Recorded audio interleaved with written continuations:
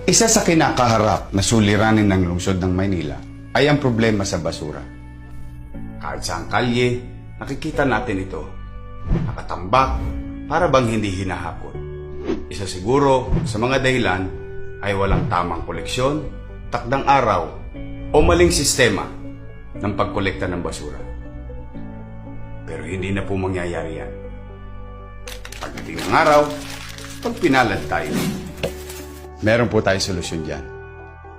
Una, ibabalik po natin ang oras at takdang araw ng koleksyon ng mga basura, kung saan ang ating mga truck o kolektor ng basura ay papasok sa inyong iskinita, sa mga kalye at kung saan-saan mang abinida, para na sa ganoon, magkaroon ng kapanatagan tayong mga tagalungsod ng Maynila na tiyak na sa takdang araw ay darating ang truck ng basura upang koleksyonin ang mga basurang naipon sa loob ng bahay natin.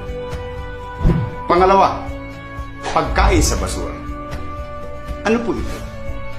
Pagkatapos nating kolektahin yung mga basura sa inyong mga tahanan, huwag niyo pong isasama ang plastic, karton, papel, at iba-iba pang mga recyclable materials. Yan po ay aming kukunin o titimbangin.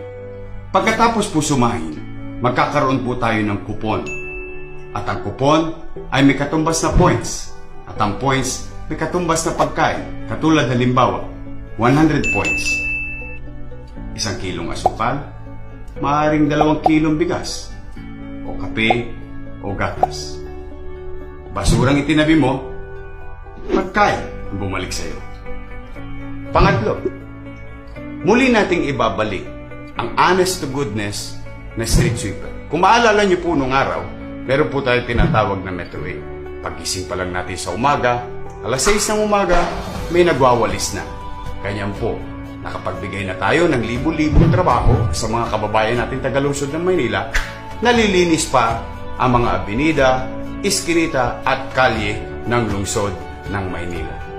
Pangapat, magkakaroon po tayo ng kompetisyon. Sa 6 na distrito, ang pinakamalinis na barangay. Mananalo sila ng 1 million pesos.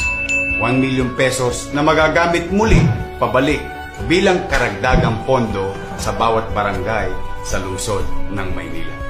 Malinis pa ang ating lugar.